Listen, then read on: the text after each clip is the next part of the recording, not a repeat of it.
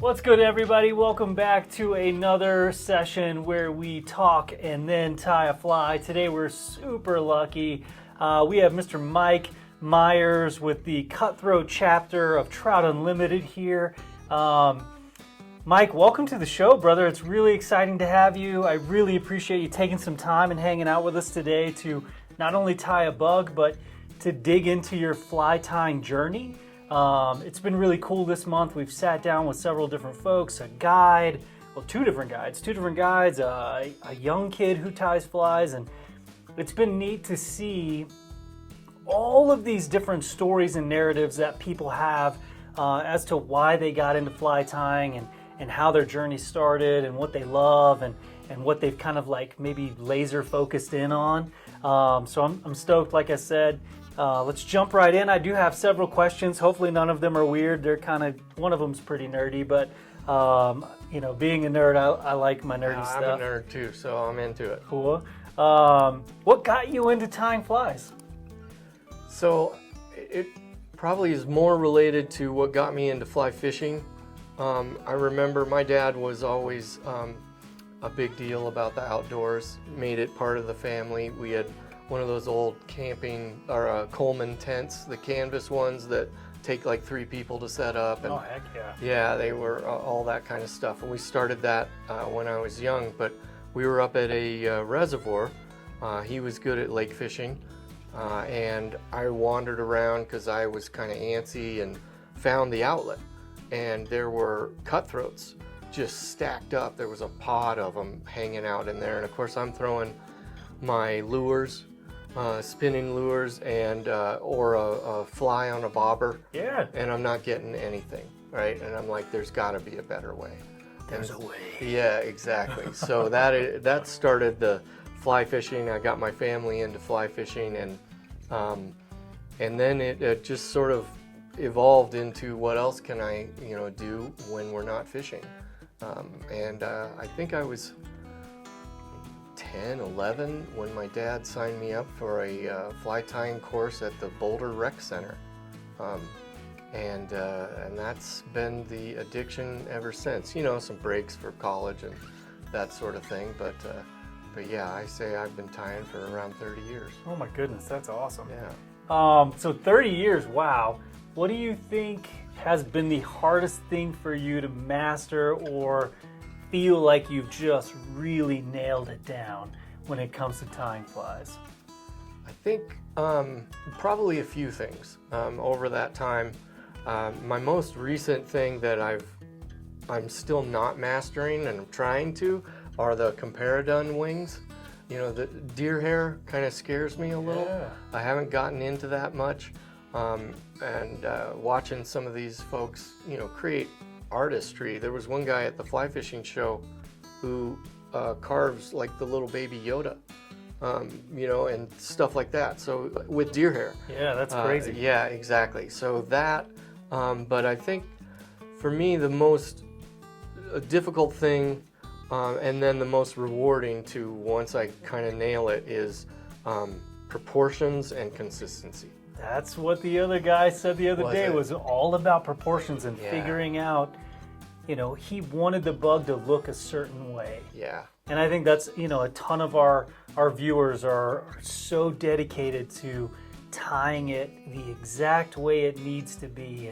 And that's what's epic about tying in general is you can drive that. Yep. Your own creative juices can bring out exactly what you want. And you can make it as slim, as big, as heavy, as light.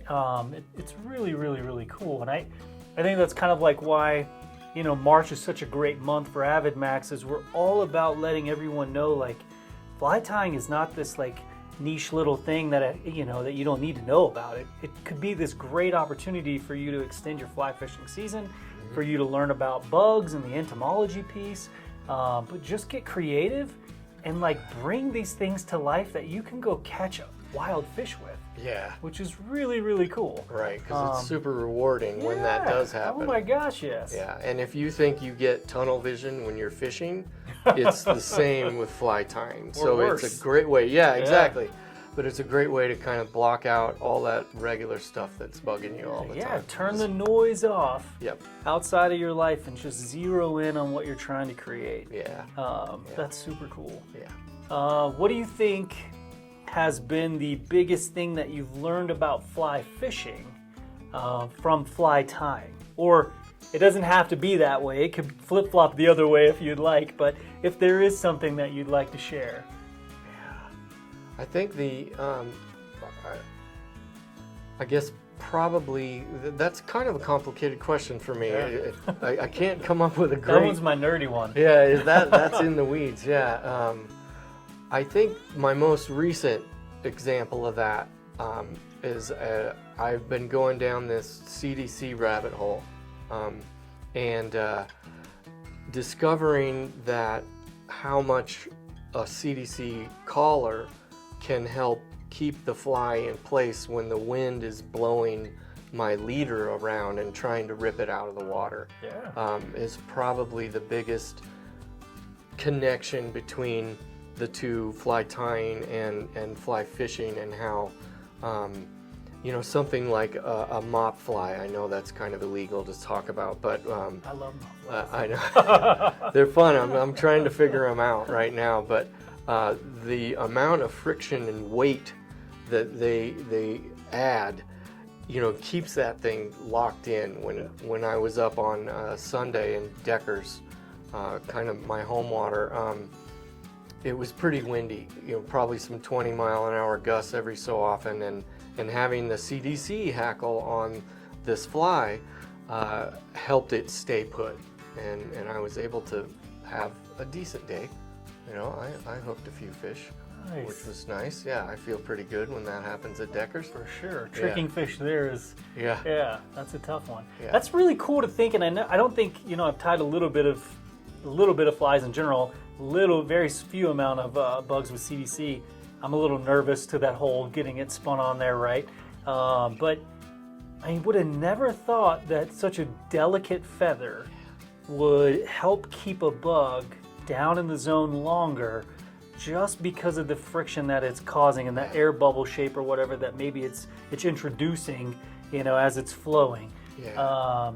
That's pretty cool. Yeah, so, and I think I mentioned earlier when we were shooting the breeze that I've been going down the Euro nymphing hole also, and those guys analyze the bugs or the fly that they want to use based on how quickly do they want to get down. Yeah. If they want to go fast, then it's a Perdigon, because it's not only is it weight, but there's nothing there to slow it down. Yeah, it sinks like a little rock. bullet. Yeah, exactly. And then they might want to have a little slower approach, or stay in the upper area of the water column a little longer, and therefore they pick a slower fly, maybe same bead, but something that's going to have more resistance. So that's kind of where I learned a lot of that, is nerding out with the likes of Devin Olson and Lance Egan, and at least in their books. Yeah, those things are epic, and I love Euro nymphing because of that. But even bigger than that, I love fly fishing. Yeah. Because it's like there's no wrong way, Yep. and there's so many ways to just dissect it, figure out what you want to do, and maybe just peeling back the onion and trying different things. Yeah.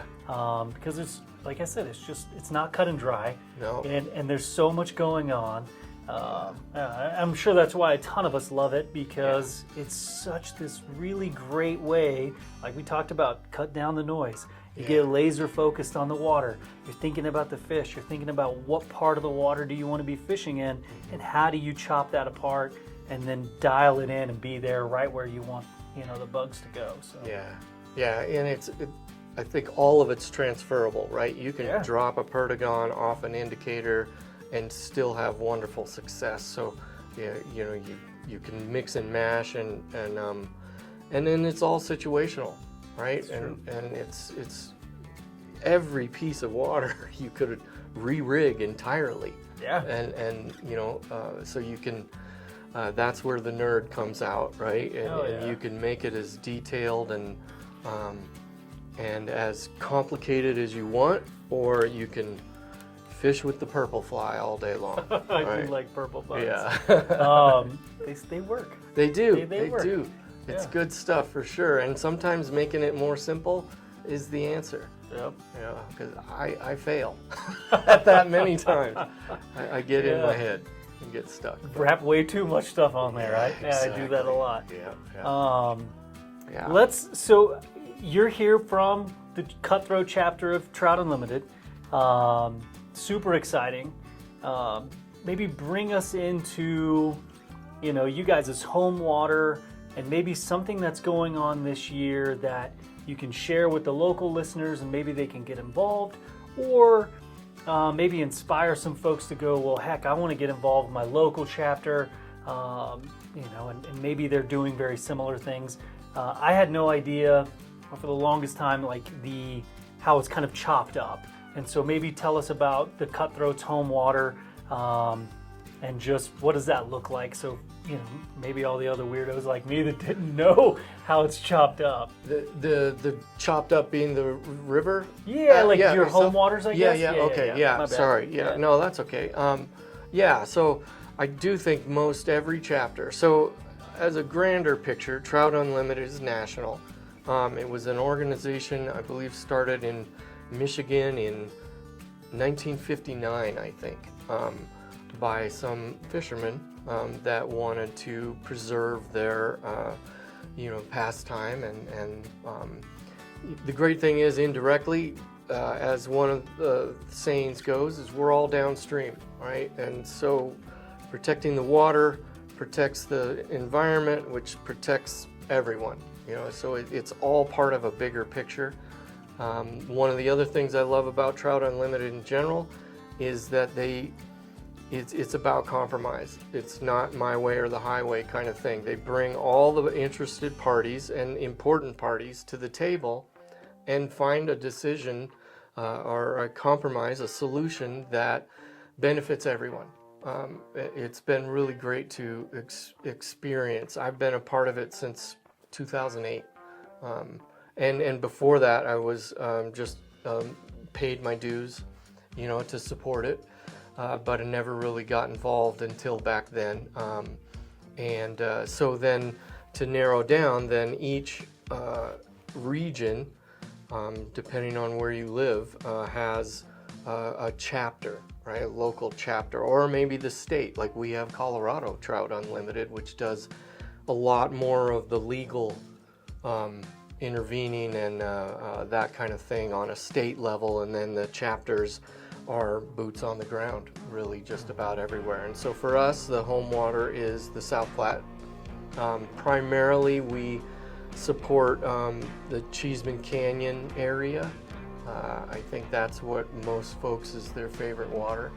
And so, the big event coming here in the future is the restoration of the trail, the Gill Trail specifically. Okay, what was it, the storm in 2023 in July, right? Yep. Just wreaked havoc on Cheeseman Canyon.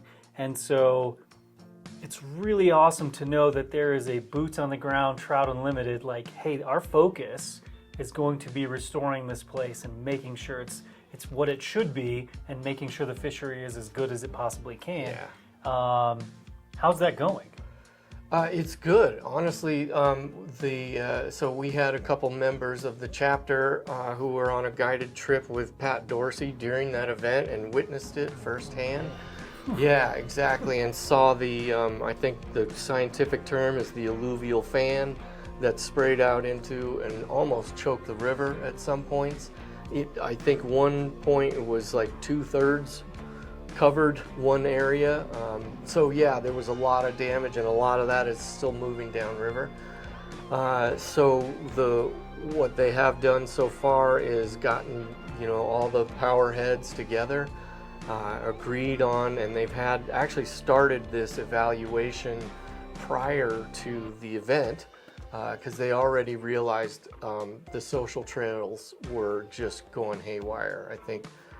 So maybe explain that, because I don't know if everybody gets what the social trail part is, because you have like the main trail system, which is where everybody should be walking. Right. And then the social trail aspect is what?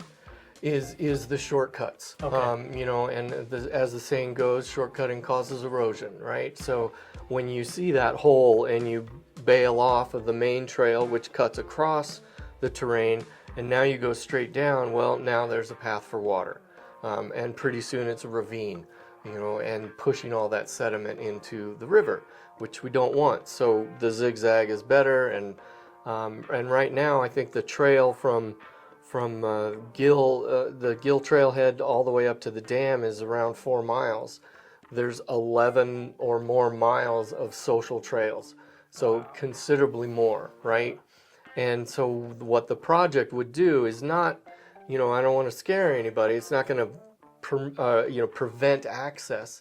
It's just going to make designated access that's less, I guess I'm not quite sure what the word is, but is less detrimental to the environment, right? So cutting across and signage, right? Because I know I've been in there and I'm like, well, I want to take the right trail, but there's no signage to get to this pool. So you end up maybe passing it and using one of the social trails instead. So the idea would be to restore the damage, right? And then make it easier and more obvious on how to get down to the hole you want to get to.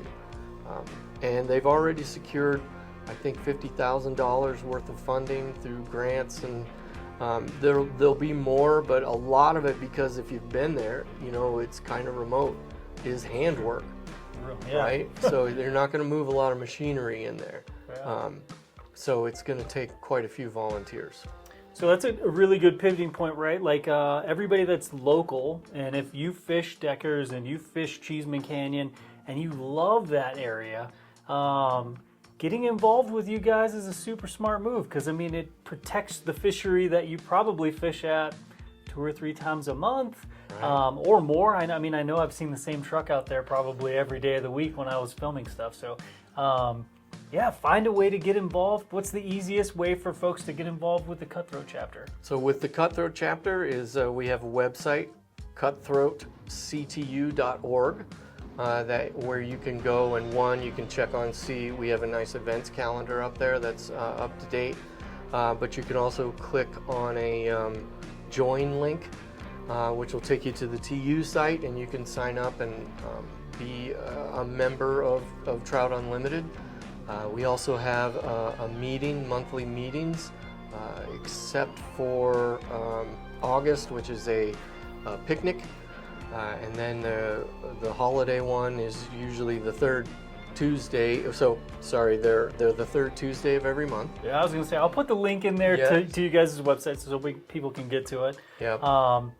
My favorite day of the month is the third Tuesday of the month to go meet up at Lone Tree Brewing and just hang out and talk to you guys. And you have these amazing speakers that come. I think this week is Pat Dorsey. It is. You know, I mean, how epic is that? We had another guide who guides on, was it the Arkansas River? Yeah. I mean, just phenomenal people that come and share so much. So it's a great opportunity to meet folks, like-minded folks, and then just find out how you can get involved to make your own, you know, home waters even better. So, I'll link all that stuff in there. Perfect. I think it's super important to me, and I know it's important to you guys. So. And it's a really fun time. You know, it's at a brewery, number one. There's a food truck. Yeah.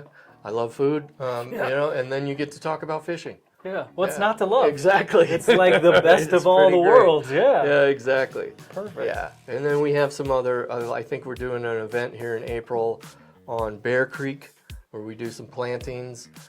They've worked out in South Park on some of the creeks out there. So yeah, it's just lots of opportunity to make improvements. Very cool. Yeah. So you are going to tie us a bug.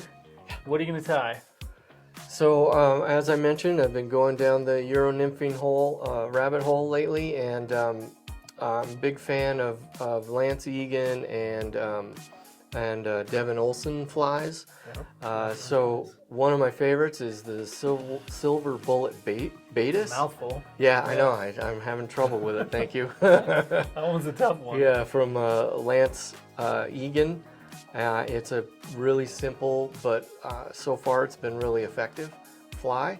And I, again, pointing to that CDC finding that I discovered recently, I put a CDC collar on it. So that's my little tweak to it, you know, so you can use it without or with, and again, it's pretty straightforward. Very cool. Well, let's get to the tying desk and make it happen, man. Thank you so much, Awesome. Mike. It's been epic talking. Thank you, brother. Appreciate Glad to it. be here. Thanks. My name is Mike Myers. I'm here at AvidMax. I'm also contractually obligated to say that I have no relation to anyone deadly or funny, just a common name. But I am going to tie up a variation on Lance Egan's Silver Bullet Baetis. I find this fly very successful here in Colorado. It's pretty easy to tie. I've just modified it a little with a CDC collar. I've fallen in love with CDC. So first things first, the hook is a Hanak 400 BL. I happen to use a MFC version, a Montana Fly Company. That's the 7220. It's a size 16.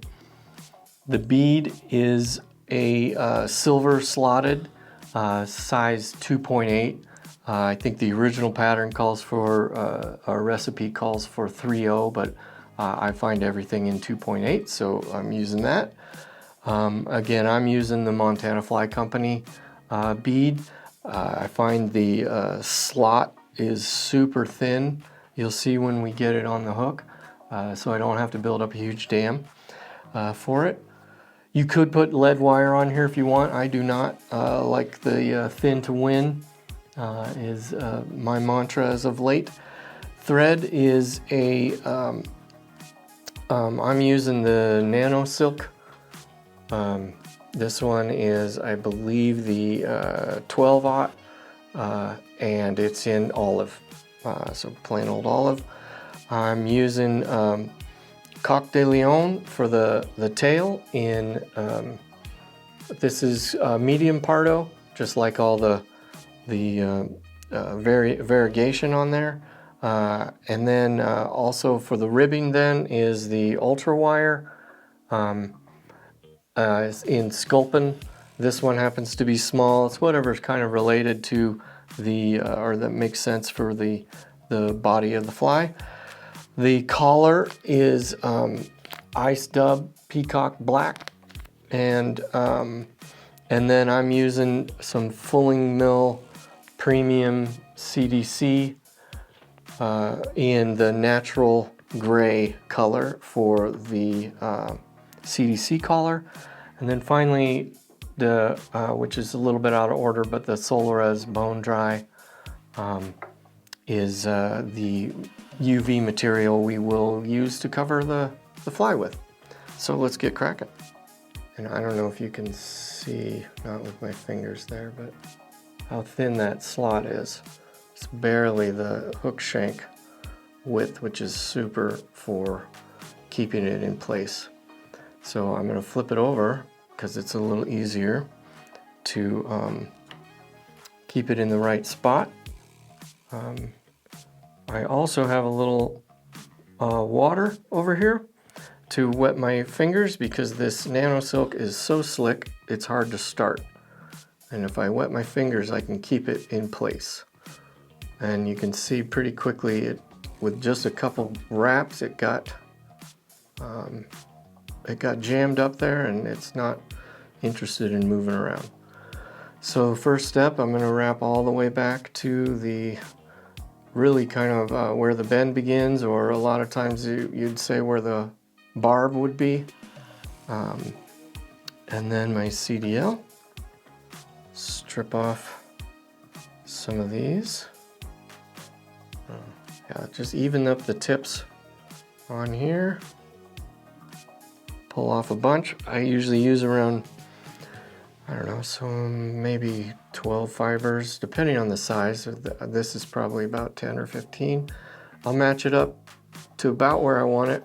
I am going to pull it, so I usually make it a little long. Make one pinch wrap on it, and then I like to pull it. So that does two things. Obviously, I'm adjusting the size. I want it to be the shank or a little less. But it also, by pulling it, I'm getting it on top of the hook. It's just me being anal retentive about that. But I do think with these thread bodies, the smoother, the more consistent everything is, the nicer, more satisfied you'll be. Another trick I like is I let the tag ends slide into the slot, and then I trim them not down to the shank, but so that they pop into the slot. When you have a bead that's a little loose, it can help keep it stable and stay where you want before you get going. But just gonna grab some of this Sculpin olive, break it off real quick. There we go. Now we're ready to roll. And then I use the slot in the bead here also to hold that steady. The Nano silk is not grippy, so you can see I just pulled it out there by just giving it a little tiny bit of stretch, because I do want it to stay on top, and then try and kind of straighten it out. Again, with these thread bodies, every little maybe imperfection is going to be visible. And then get back to where we're wrapped in.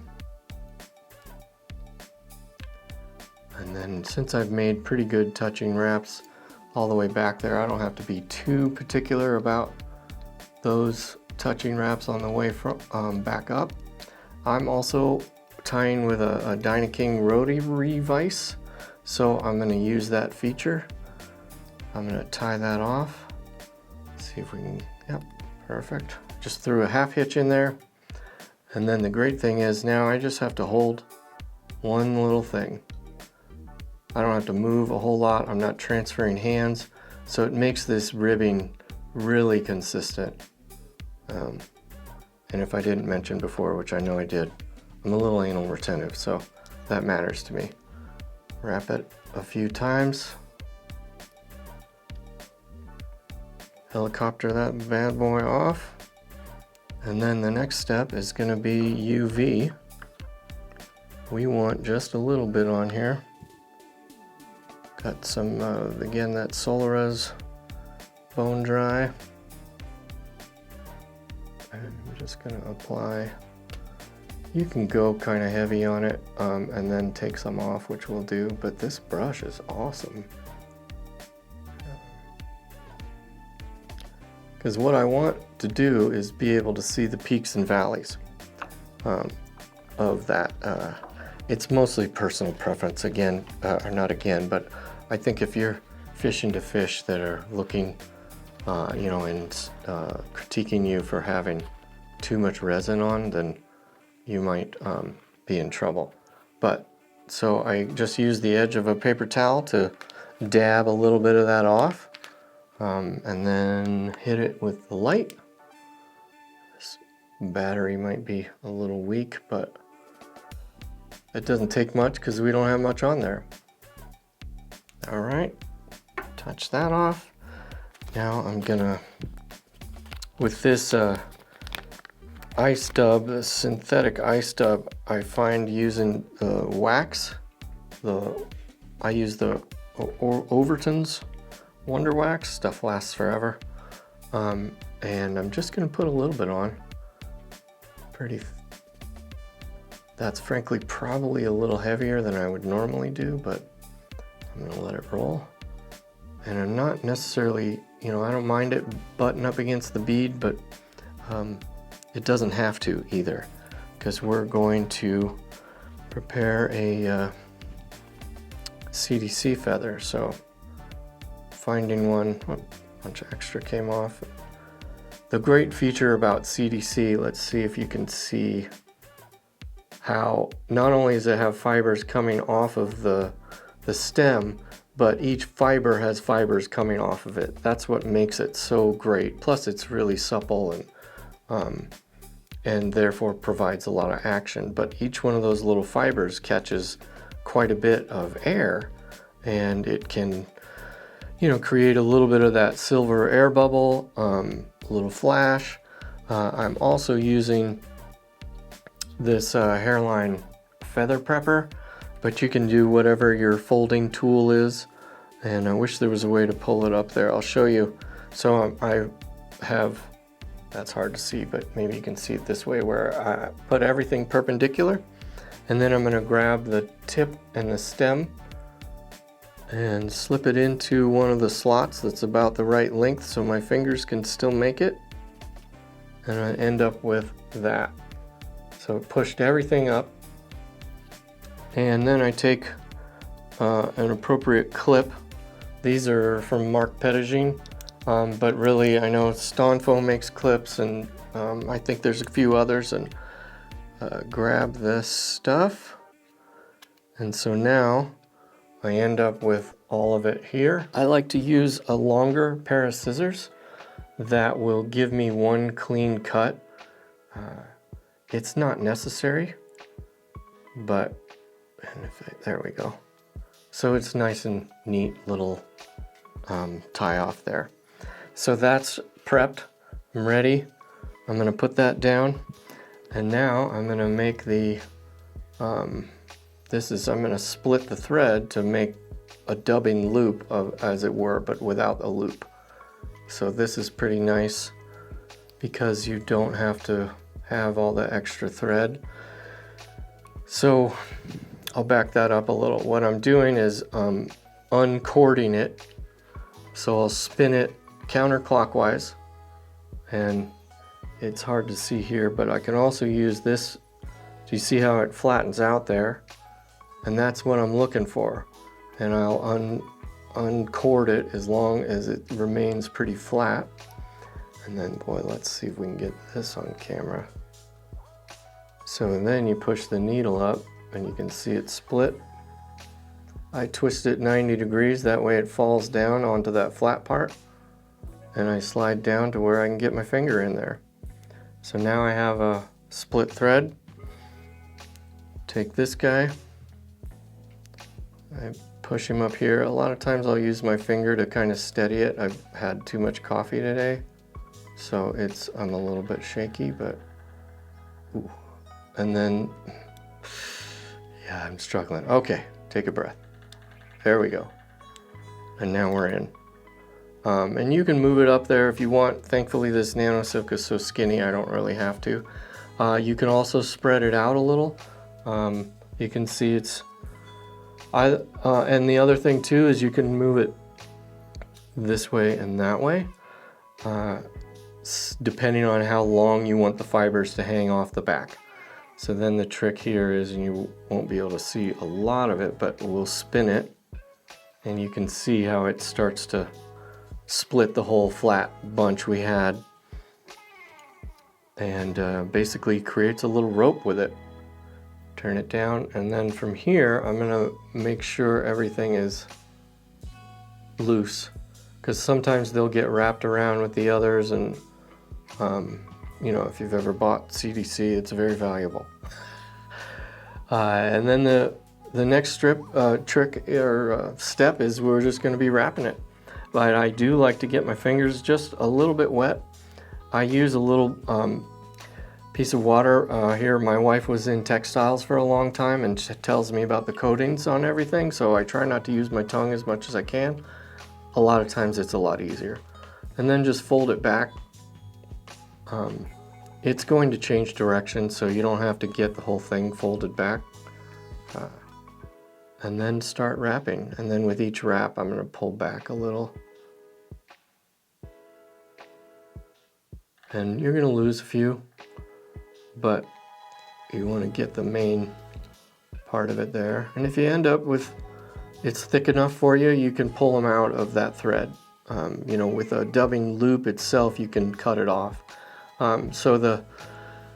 Right now you can see everything is either vertical, or there are some laying back there, but that's what we're going to add a little bit extra collar here.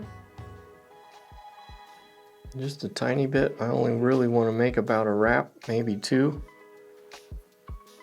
And when I do that, I'm going to pull back, slide it up, and then pull everything back. And there's my two wraps, and now it's leaning back a little more. And then just whip finish. I like to do 1, 2, 3, and they'll slide in between the bead and the dubbing you just did, and then 2 more just in case that way if one fails, I've got a backup. And clip that off, and I do try and leave them, I like leaving them a little bit long, which these are just about perfect right up to the tail. Some of them, I've got several here that are maybe a little bit longer. That's hard to see. Anyhow, and if you do want to make them shorter, you can just kind of pinch them together. You can see some that are left out there, and the best move is fingernail and pinch them off. That keeps them pretty natural as opposed to using scissors. And that is my CDC Hackle little Silver Bullet Baetis. So thanks for tuning in, and they'll have all the supplies and different materials listed at the bottom that you can get at AvidMax. Thank you.